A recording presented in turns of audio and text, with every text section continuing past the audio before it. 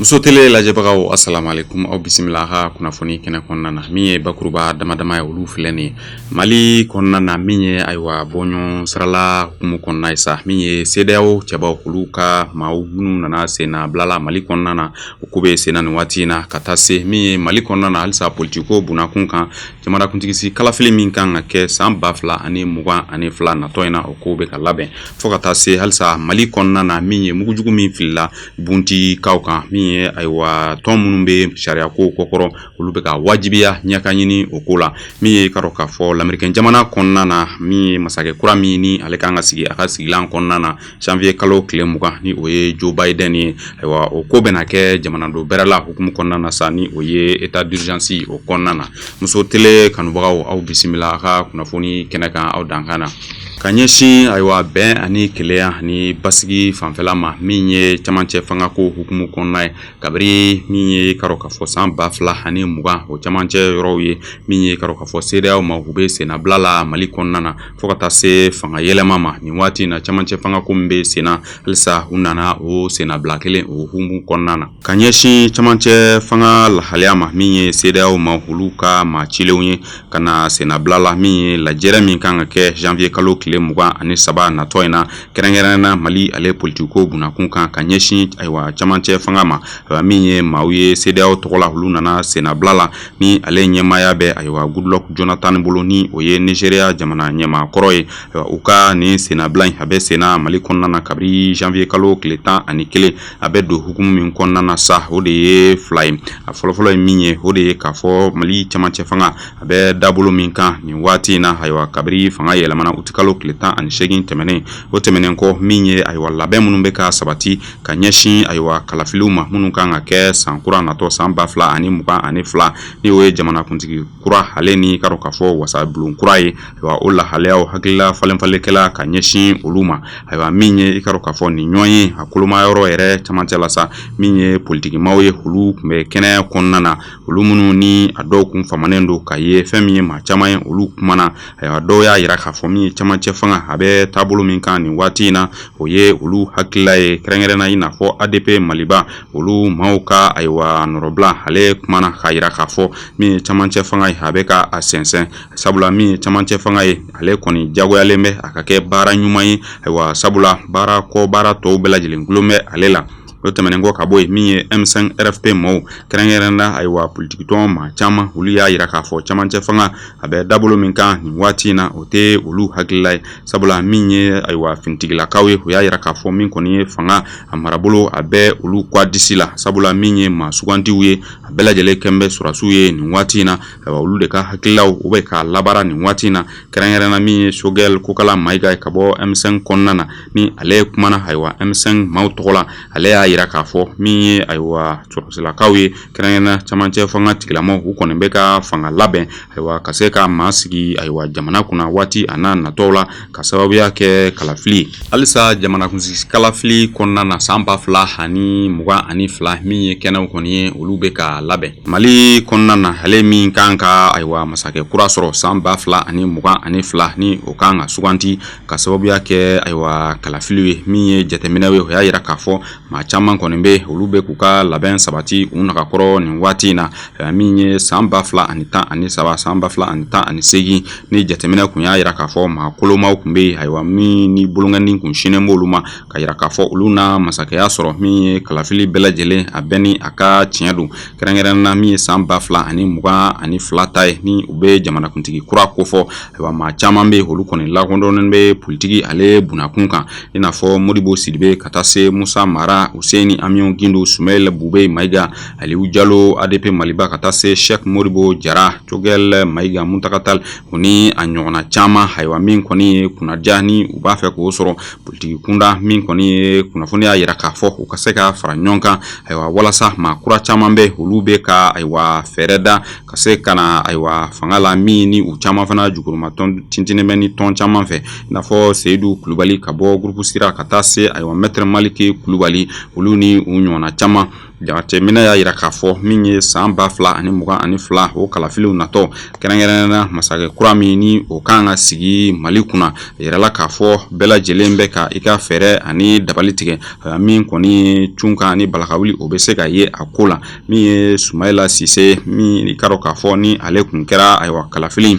a ɲinibaa ye min i ka dɔn k'a fɔ sɔsɔli kun tɛ min na o kun na kɛ ale ta ye ayiwa nin waati in kɔnɔna ale kɔni Ala ka wele sera ma min i ka dɔn k'a fɔ ayiwa maatɔ minnu bɛ yen ayiwa i ka dɔn k'a fɔ waati ani a nataw la bɛɛ lajɛlen bɛ ka fɛɛrɛ ani dabali tigɛ i bɛ se ka ayiwa sebaya sɔrɔ cogoya min na nin kalafili kofɔlɔ in na ni o ye san 2022 Mali kan ka jamanakuntigi kura min sɔrɔ mugujugu fili min kɛra ayiwa marabolo duurunan kɔnɔna na ni o ye Mopti mara ye kɛrɛnkɛrɛnnenya Douentza mara ni o ye Bundikaw ye nin mugujugu min ni a kɛra sababu ye ka maa caman tanya o kɔnɔna la min ye AMDH ka taa se FDH ma olu bɛ ka wajibiya k'a fɔ min ye sɛgɛsɛgɛli o ka sigi sen kan walasa ayiwa maa mun ni nin ko kɛ olu bɛ se ka bugunatigɛ cogoya min na ni kunnafoni dira ayiwa min ye Fédération Internationale des Ligues des Droits de l'Homme ni o ye FDH fɛ ale faralen ayiwa AMDH kan ni o ye Association Malienne des Droits de l'Homme ka nin kunnafoni di kabiri janvier kalo tile 11 ka yira k'a fɔ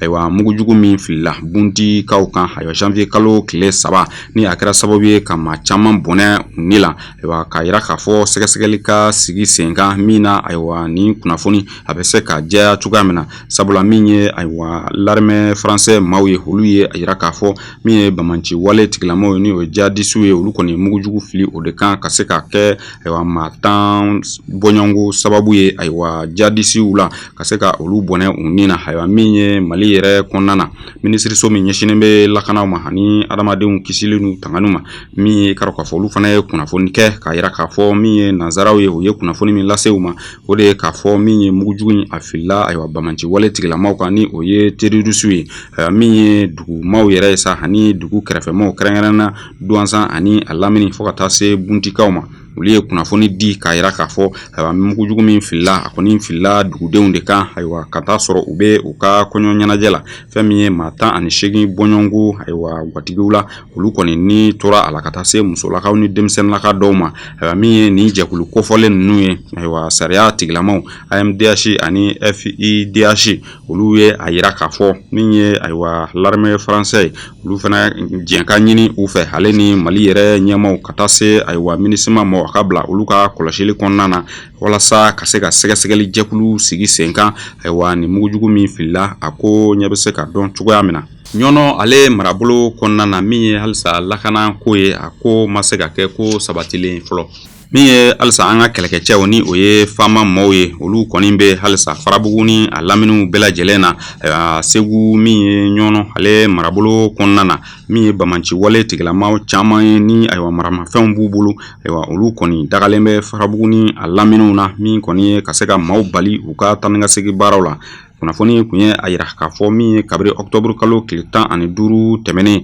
min ye Farabugukaw ye u kun kannabilala ayiwa baara min ni a kun sigira sen kan ni ale kun bɛ wele ko Farabugu ka lafiya ale opération min ni a kun sigila sen kan ni a ɲɛmaaya yɛrɛ kun bɛ colonel Asimi Goita bolo ni ale ye camancɛ fanga ye o ɲɛma dangan ye a yirala k'a fɔ olu kɔni kun ye ayiwa baaraw kɛ min na Farabugu a kun bɛ se ka kannabila ayiwa a yirala k'a fɔ o kɔni danna tile damadama ma min ye Bamanci wale tigilamaw kɔni ye ayiwa u taara u kɔni ma taa yɔrɔ jan ayiwa min ye dɔgɔfiri ani a lamini yɛrɛ la sa u taara u daga o yɔrɔw la nin waati in na sa min kɔni ye o maaw ye i ka dɔn k'a fɔ o dugulamaw tɔɔrɔ kɔni bɛ u kan ani an bɛ ni yilan sanga ani waati bɛɛ lajɛlen na sabula min ye u ka sɛnɛfɛnw yɛrɛ ye sa u dɛsɛlen bɛ ka se ka olu bɔ min ye u ka sugu jɔ misɛnninw ye u dɛsɛlen bɛ o bɛɛ lajɛlen la taga segin misɛnmaninw u dɛsɛlen bɛ o bɛɛ lajɛlen la u ka kannabilaw bɛɛ lajɛlen kɔni minɛnen bɛ u la ka sababuya kɛ ni Bamanci wale tigilama minnu bɛ ka u lamini fɛn min ye i ka dɔn k'a fɔ Ntebugu ale kɔni alimami wagati tɛmɛnenw na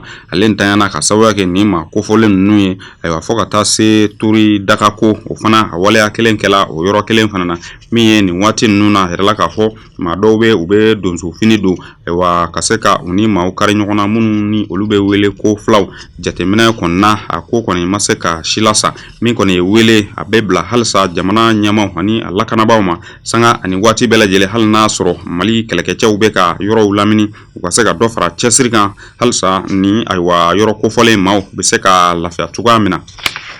Mali kɔnɔ nin waati na min ye coronavirus ale jatew filɛ nin ka kɛ ni nin waati sa min ye maa 7,728 olu ye banakisɛ in sɔrɔ kabiri a donna Mali kɔnɔna na olu cɛma maa minnu kɛnɛyara sa o ye maa 5,361 a kɛra sababu ye ka maa minnu tanya Mali kɔnɔ o ye maa 300 ye maa minnu bɛ furakɛli la nin waati na coronavirus hukumu kɔnɔna na sa o ye maa 200 maa 2,447 ye. Faransi kɔnɔna na min ye Senegali lɔkɔliden dɔ ye ale kɔni tununnen bɛ a dɔnbaaw la nin waati na. Faransi ale kɔnɔna na min ye sɛgɛsɛgɛli sa o sigira sen kan ayiwa ka ɲɛsin kalanden jariso ma jariso ni ale min a tɔgɔ sɛbɛnna ayiwa Faransi kalansoba dɔ la ni o bɛ ayiwa Paris ayiwa min ye karo k'a fɔ nin kalanden kofɔlen musoman don ni a si bɛ san 20 bɔɲɔgɔnko la ale kɔni kabiri janvier kalo tile 4 min karo k'a fɔ a tununnen bɛ a dɔnbagaw la ni kalanden kofɔlen min filɛ nin jariso ale min ni karo k'a fɔ a bɛ na wagati la a cɛsirilen bɛ kalan a baara bɛɛ lajɛlen fɛ min ye Ari Sar ye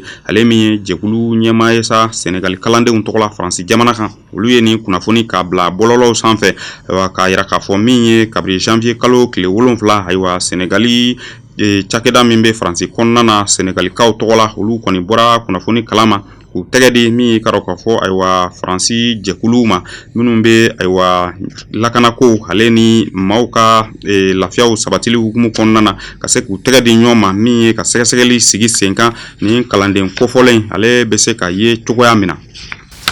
L'Américain jamana kɔnɔna na walasa ka kunnafoni kuncɛ min ye ayiwa Joe Biden ale min ni ale sebaya sɔrɔ ayiwa Donald Trump kan ale kɔni kan ka sigi a ka masakɛ sigilan kɔnɔ janvier kalo tile 20 natɔ in na min ye ayiwa Joe Biden ale kan ka sigi a ka masakɛ sigilan kɔnɔ ayiwa janvier kalo tile 20 o natɔ in na i n'a fɔ ladalako a bɛ kɛ cogoya min na l'Américain jamana kɔnɔna na min ye nin waati in na waati kɛrɛnkɛrɛnnen bɛ ayiwa ni ale ni waati tɔw tɛ kelen ayiwa sabula min ye état d'urgence ye ni o ye jamana do bɛrɛ la o ko bɛ sen na ale min ni a sɛbɛn kɛra ayiwa min ye Donald Trump fɛ kabiri ayiwa wagati tɛmɛnenw na ka yira k'a fɔ janvier kalo tile 24 natɔ jamana do bɛrɛ la a bɛ to sen na fo ka taa se o ma min ye janvier kalo tile 20 ye sa min ye Joe Biden ale ka sigiliw o ɲɛnajɛw kɔni kan ka kɛ ayiwa ka kɛɲɛ ni minisiri fana ye min ɲɛsinnen bɛ lakana kunkanko kibaruyaw ma ayiwa l'Américain jamana kɔnɔna na ni o ye Chad Wolf ale fana ye walan sɛmɛ ayiwa ka tile 5 ayiwa min ye i k'a dɔn k'a fɔ ni ayiwa sigili kɛrɛnkɛrɛnnen ɲɛ min ye hakili bɛ to fɛn min na o de k'a fɔ